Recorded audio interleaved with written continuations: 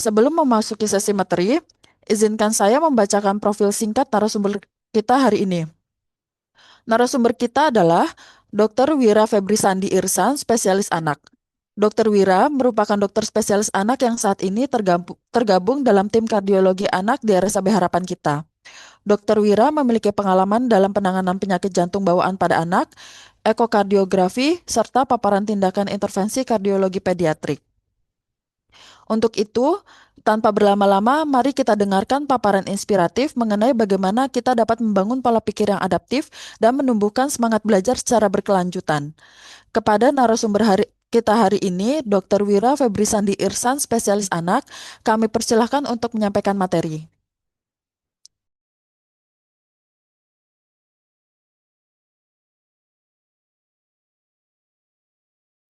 Baik, terima kasih. Assalamualaikum warahmatullahi wabarakatuh. Suaranya sudah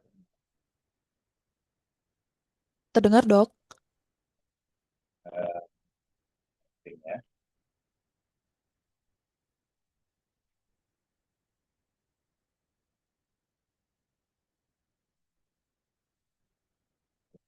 Hari ini saya diamanahkan untuk berbagi sharing bagi mengenai learning activity yang tentunya membuat kita untuk tetap relevan dalam menghadapi tantangan di setiap waktu ya, di masa saat ini dan mungkin kita semua pernah tahu ada beberapa merek atau brand yang sedang tidak kita begitu dengar lagi. Kebanyakan pada zaman dulu pada masa jayanya itu ya BlackBerry, dan kita melihat berbagai macam merek sekarang yang ternyata mereka itu brand yang terus berusaha untuk berinovasi dan belajar dalam menghadapi tantangan-tantangan dan tuntutan dari pasar di saat ini, dan tentunya pasti akan di rumah sakit. Kita resikonya tidak hanya kehilangan market share saja, tapi resikonya itu adalah layanan melambat, dan nanti akan menyebabkan komplain pasien, sehingga juga terjadi keselamatan pasien yang terganggu, dan kita sendiri pun nanti akan mengalami kewalahan. Dan saat ini kita cukup untuk terus belajar dari era yang dulu kita belajar sesuai kebiasaan sehari-hari. Tapi kita saat ini banyak sekali tantangannya, baik itu dari perubahan regulasi, AI, kolaborasi antar profesi, dan bagaimana kita menjawab permasalahan yang ada. Dari learning agility itu ada 4 dimensi, yaitu people agility, changeability, responsibility, itu di bidang agility. Jadi semua ini menjadi kombinasi untuk kita bisa lebih fleksibel atau lebih mudah ketika melakukan belajar hal baru ya, learning agility.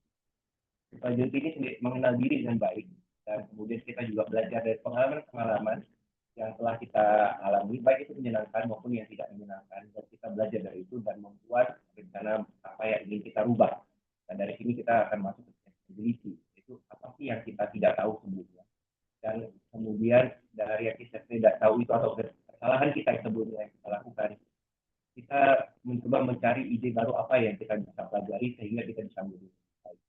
Nah, ketika kita mempelajari hal itu, melakukan perubahan, kita akan memberikan hasil yang lebih baik lagi, walaupun itu di bawah kondisi yang sulit, dan juga bisa menginspirasi orang lain untuk bisa bekerja lebih.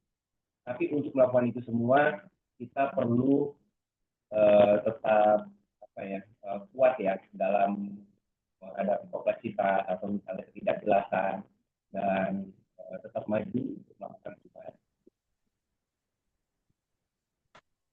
Rumah sakit kita sendiri sudah ini menjadi ibadah nasional, dan kita adalah dari beberapa misinya pun ada. Dokter Wira, maaf, Dokter Wira suaranya tuh kayak putus-putus pecah gitu, Dok. Putus-putus ya, oke. Kalau sekarang lebih jelas? Enggak, masih sama. Oh, oke. Nah, ini udah jelas nih. Sekarang udah jelas. Ya, oke. Oke, sebentar. Ya. Ini oke. Baik. Ya, makasih, Dok. Thank you. Makasih, Bu. Jadi ada beberapa misi yang kita perlu lakukan untuk mencapai visi kita menjadi unggulan di level Asia, yaitu benchmark Asia, akreditasi internasional, research hospital, dan saya rasa saat ini kita juga dalam track yang benar ya untuk mencapai visi ini.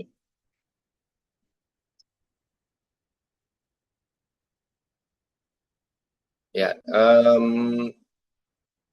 ini learning agile itu menjadi penting karena sebuah sistem tidak akan bisa bergerak tanpa SDM yang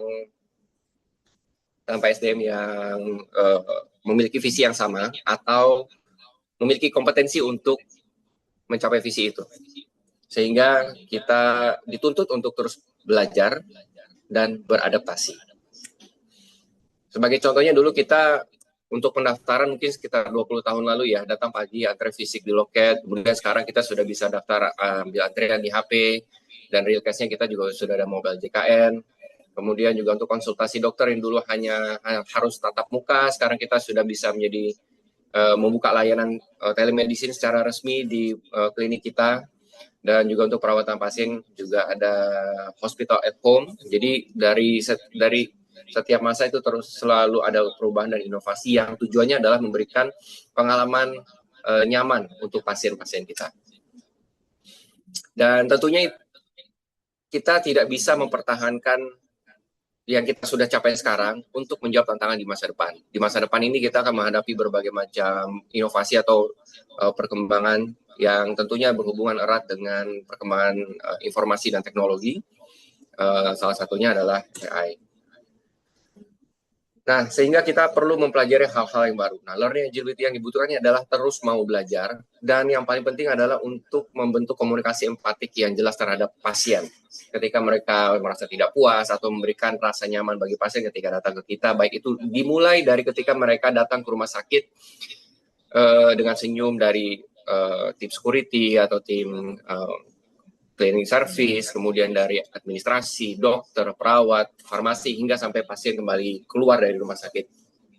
Dan tentu untuk menghadapi beban kerja yang begitu banyak, kita tidak bisa sendiri. Kolaborasi yang paling baik antara unit itu juga sangat diperlukan, sehingga satu lagi yang paling penting adalah komunikasi. Bagaimana kita menjalin komunikasi yang baik dengan teman-teman kita. Nah, sebenarnya kita juga sudah menjalani proses pembelajaran terus-menerus dibandingkan dulu yang saat kita pandemi, kemudian kita yang tadinya tidak ada telekonsultasi, kita telekonsultasi, Zoom meeting, webinar daring, semuanya belajar. Jadi kata kuncinya adalah terus belajar dengan mempelajari hal-hal yang baru dan tidak puas dengan apa yang kita capai sekarang. Nah, sekarang yang ketika kita akan memulai dari pertanyaan untuk kita sendiri. Di mana kita sekarang? Saya kurangnya di mana? Apakah komunikasi? Apakah saya kurang di pemahaman teknologi? Atau saya sulit adaptasi dengan perubahan jadwal? Atau saya belum punya arah untuk pengembangan diri? Jadi yang perlu kita petakan ini setidaknya 10 tahun ke depan. Kita buat target sekarang, kemudian 1-2 tahun dan 5 tahun kita ingin seperti jadi apa, dan 10 tahun kita inginnya menjadi leader di unit kita masing-masing dan bisa menjadi contoh bagi teman-teman kita atau junior-junior kita.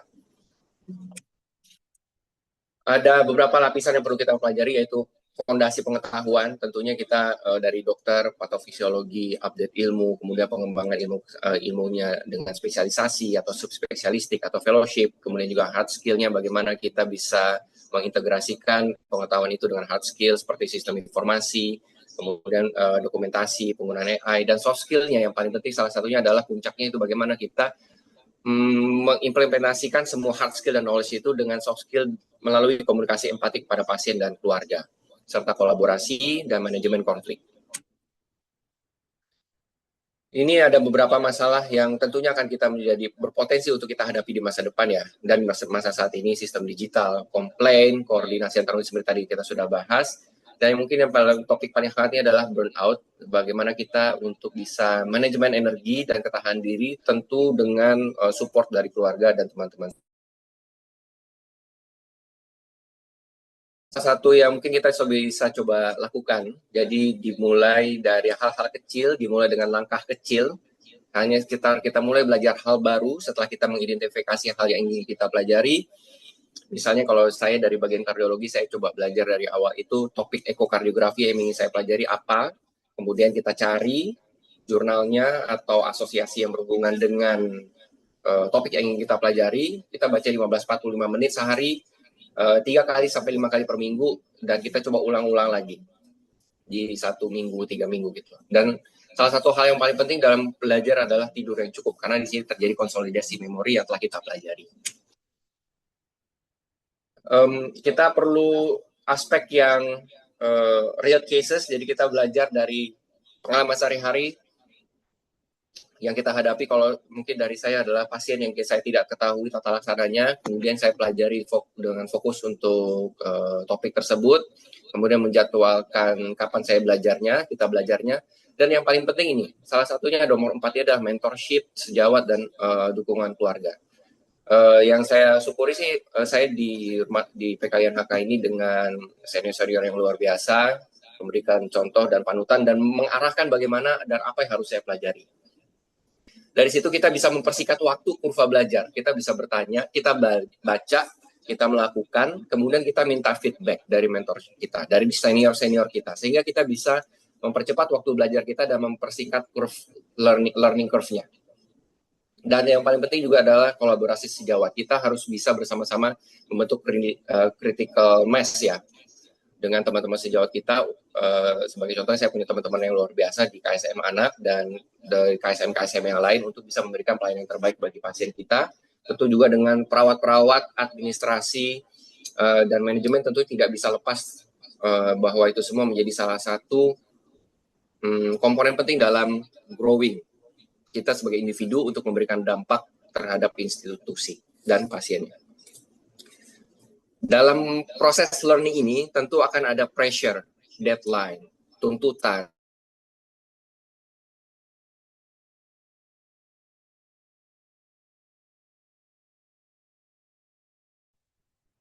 Dok, termute, Dok. Halo? Ya. Sudah terdengar? Sudah, Dok. Oke. Ya, kita untuk terus berkembang di bawah pressure atau tekanan ya.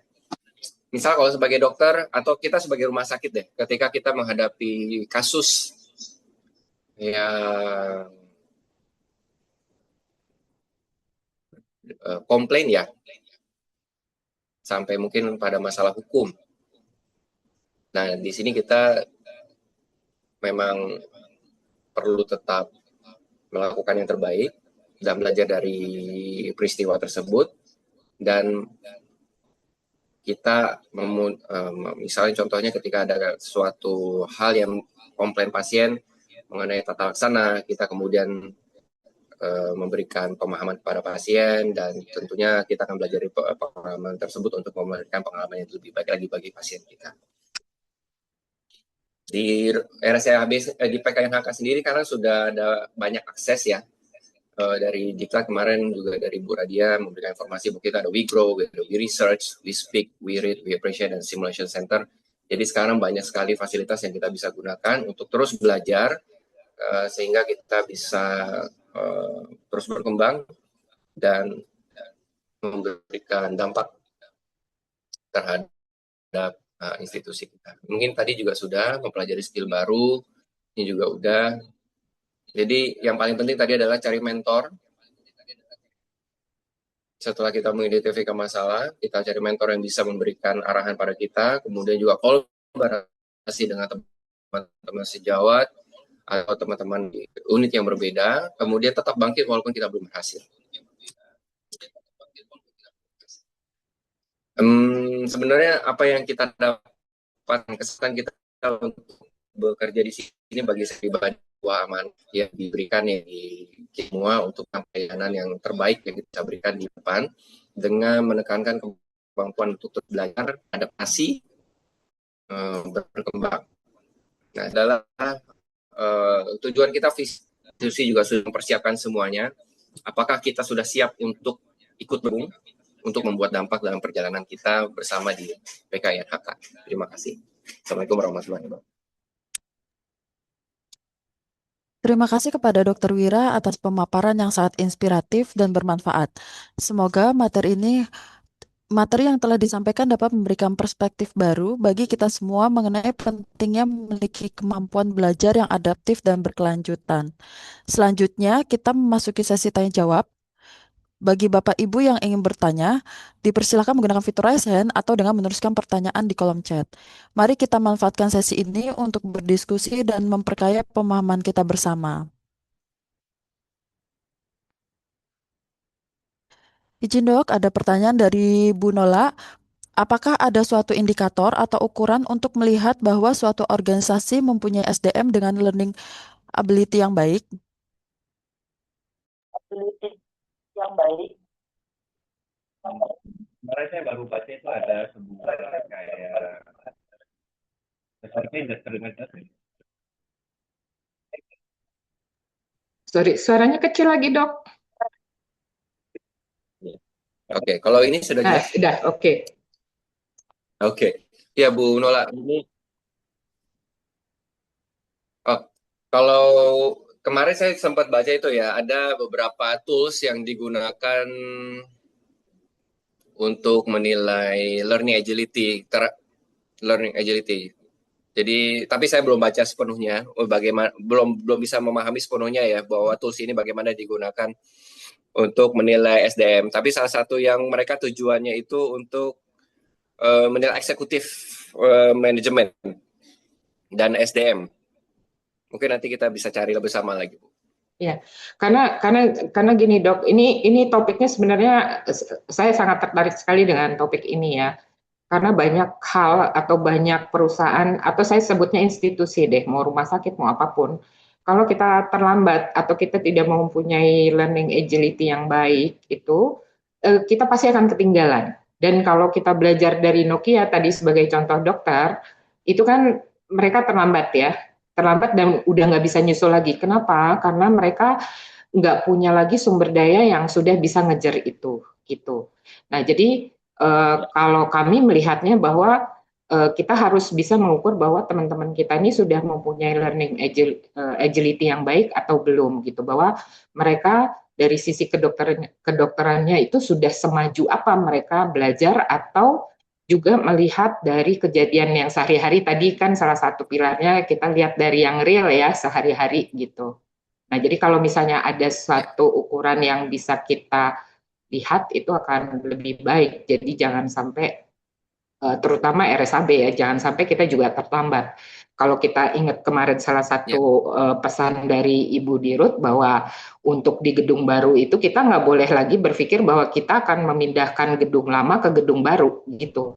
Tapi seakan-akan kita Betul. membuat satu gedung baru yang dengan teknologi atau dengan metode pengobatan atau apapun lah yang di rumah sakit itu yang sudah canggih dan kita harus cepat berkaca pada rumah sakit yang sudah jauh lebih maju gitu.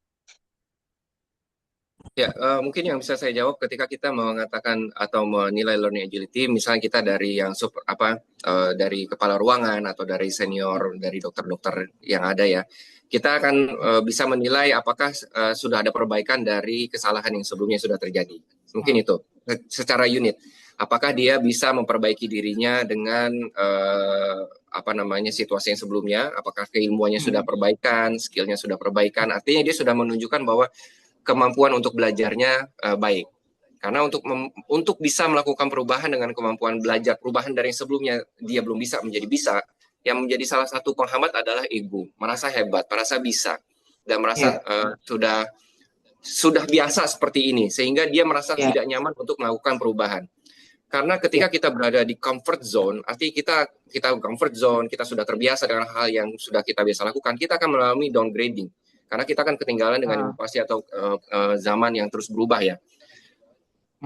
Itu secara unit. Nah, kalau secara institusi kita juga melihat visi kita kan sudah institusi kita melihat bahwa ini kita mau masuk level Asia. Jadi kita sudah memikirkan untuk beberapa langkah tahun ke depan. Dari situ kita sudah breakdown ke misi-misi yang tentunya harusnya diimplementasikan oleh kita semua, baik dari semua level ya, dari frontliner sampai dokter sampai semuanya, sampai manajemen. Dan yang mungkin aspek yang perlu mencoba untuk memikirkan, Bu, saya 10 tahun lagi mau menjadi ini. Saya 5 tahun lagi saya ingin menjadi ini. Saya melihat kita perlu melakukan ini untuk 10 tahun ke depan karena tantangannya adalah 1, 2, 3, 4, 5. Nah, di situ kita bisa melihat ada orang yang learning agility-nya tidak hanya berpikir saat ini, tapi juga berpikir untuk ke depan. Karena seperti yang kita tadi sudah bahas bahwa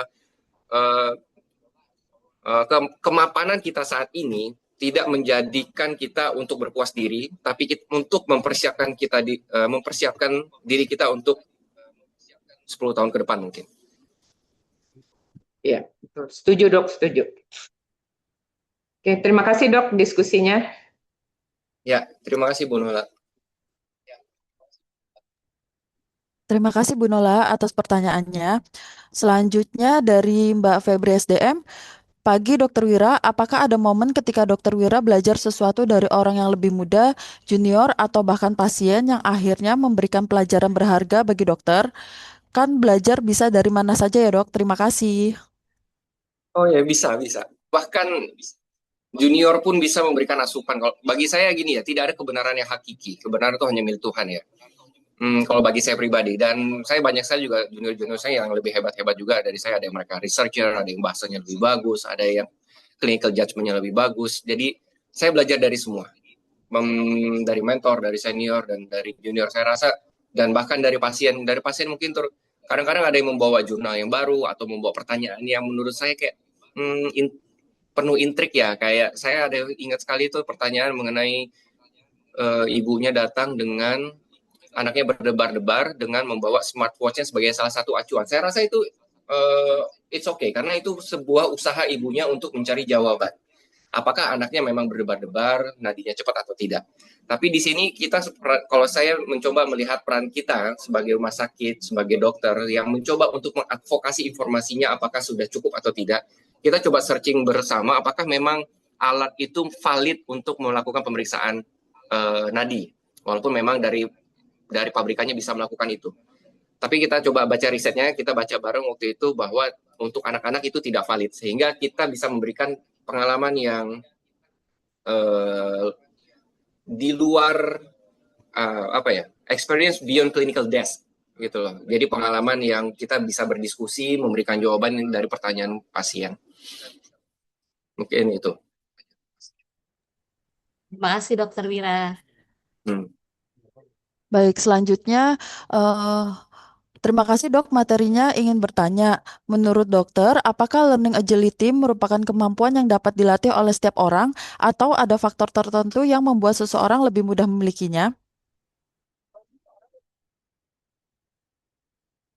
Bisa, karena kita punya kemampuan yang sama, kita diberikan modal yang sama, yang sebenarnya faktor tertentu yang membuat seseorang lebih mudah memilikinya. Mungkin ini pertanyaannya agak tricky ya, karena kita mungkin melihat orang itu seperti mudah memilikinya, tapi sebenarnya mungkin ada perjuangan yang kita tidak lihat sehingga dia bisa memiliki hal tersebut. Jadi saya selalu percaya bahwa there is no easy way out. Dan kita selalu berkembang ketika kita tidak berkembang di zona nyaman gitu. Dan kita selalu berkembang di zona tumbuh, dan zona tumbuh itu tidak nyaman. Yang paling penting dalam hal ini adalah kita untuk thrive under pressure, untuk terus melangkah walaupun itu berat, walaupun kita saat itu terjatuh dan lain-lain. Itu yang perlu kita tanamkan di dalam kita, bahwa karena kita punya tujuan yang jelas. Kalau kita tidak punya tujuan yang jelas, atau tujuan kita tidak kuat gitu, misalnya hanya ingin diperhatikan orang, atau misalnya kita ingin membuktikan diri bahwa aku hebat gitu, itu bukan tujuan yang kuat.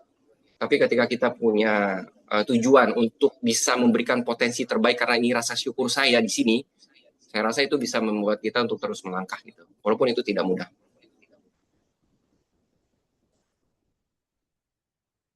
Baik, selanjutnya pertanyaan dari Mbak Naura. Selamat pagi dok, izin bertanya, bagaimana cara menghadapi lingkungan kerja yang kurang suportif terhadap perubahan atau ide baru? Terima kasih dok. Ya, ini sebenarnya memang salah satu yang aspek yang kita pelajari dari learning agility ya, ketika lingkungan kerja yang kurang suportif. Maka ada beberapa, pertama yang harus tetap dilakukan adalah lakukan yang terbaik, itu dulu. Belajar yang terbaik, belajar apa yang ingin kita pelajari, apa yang kurang dari unit itu, atau apa yang kurang dari institusi itu yang kayaknya bisa kita berikan dampak, belajar di situ. Dan kalau misalnya memang seperti kurang sportif di suatu lingkungan, coba cari lingkungan yang lain. Apakah ada di level nasional, apakah ada training, apakah ada kursus, atau di level internasional. Kalau di bidang kardiologi anak ada beberapa asosiasi seperti asosiasi ekokardiografi atau asosiasi kardiak intensivis atau irama jantung, itu di asosiasi internasional itu menyediakan program mentorship, dan yang saat ini memang kita lakukan untuk di bagian kardiologi anak. Mungkin di bagian lain juga melakukan hal yang sama. Jadi intinya tetap melakukan yang terbaik. Kalau tidak ketemu di lingkungan ini, kita coba cari keluar. Ada nggak? Kalau kita tidak ketemu di level regional, kita coba cari di level nasional. Tidak ada ketemu di level nasional, kita coba cari apakah ada level internasional. Seperti yang sudah kita bahas, kita punya akses yang luar biasa saat ini. Dan saya rasa kita dengan WeGrow ini, dengan beberapa macam program yang sudah disediakan PKNHK, mudah-mudahan ini kita institusi yang terus mendukung perubahan atau perkembangan dari SDM yang tentunya akan memberikan kebaikan juga bagi rumah sakit kita.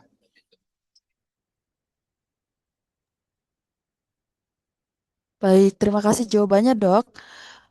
Selanjutnya dari Mbak Putri Septiana, selamat pagi Dokter Wira. Menurut dokter, di tengah kesibukan pekerjaan dan rutinitas sehari-hari, bagaimana cara realistis agar kita tetap bisa menjaga semangat untuk terus belajar dan berkembang? Terima kasih.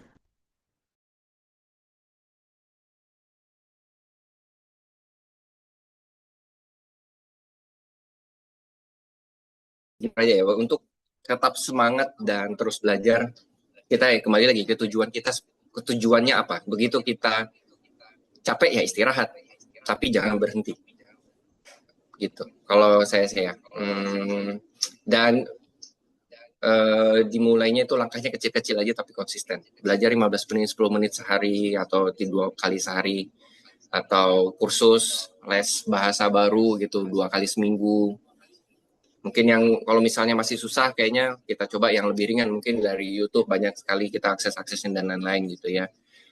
Dan untuk mencari yang realistisnya, ya istirahat, makan yang cukup, tidur cukup. Mungkin itu. Oh, sama ini, bersosialisasi, terutama sama keluarga. Terima kasih, Dok. Apa ada lagi yang ingin bertanya?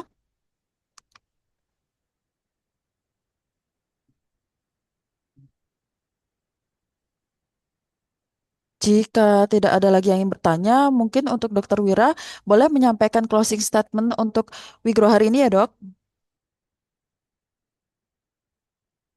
Ya, sebelumnya terima kasih untuk kesempatan dan amanah yang diberikan. Mudah-mudahan kita bisa terus belajar bersama, dan seperti yang tadi Bu Nola sudah sampaikan bahwa kita akan pindah ke gedung baru, dan tentu kita akan membawa visi kita, misi kita yang baru ya untuk menjawab tantangan, dan kita tidak bisa melakukan sendiri. Kita melakukan ini bersama, dan mudah-mudahan memberikan yang terbaik untuk pasien-pasien kita dan tentunya untuk negara. Terima kasih. Terima kasih untuk closing statement-nya, Dok. Bapak Ibu yang berbahagia, kita telah sampai di penghujung acara WeGrow sesi 36. Semoga apa yang kita pelajari pagi ini dapat menjadi bekal untuk terus mengembangkan diri, meningkatkan kemampuan beradaptasi, serta menumbuhkan semangat belajar yang berkelanjutan dalam setiap kesempatan. Atas nama seluruh panitia, saya mengucapkan terima kasih atas kehadiran dan partisipasi Bapak Ibu. Tetaplah tumbuh, tetaplah bijak, dan mari bersama-sama menumbuhkan semangat belajar secara berkelanjutan untuk mencapai performa yang lebih baik, baik secara pribadi maupun profesional. Jangan lupa, ambil satu insight, tuliskan, dan mari kita praktikkan apa yang kita pelajari hari ini di tempat kerja masing-masing. Karena satu langkah kecil hari ini bisa menjadi awal dari perubahan besar esok. Jangan lupa juga ajak rekan kerja lain untuk hadir di WeGrow sesi berikutnya. Tetaplah tumbuh, tetaplah bijak, dan mari bersama-sama membangun ruang digital yang sehat dan positif. Terima kasih sudah hadir. Saya Selva, pamit undur diri. Sampai jumpa di sesi WeGrow berikutnya 2 minggu lagi. Wassalamualaikum warahmatullahi wabarakatuh. Selamat pagi dan salam sehat.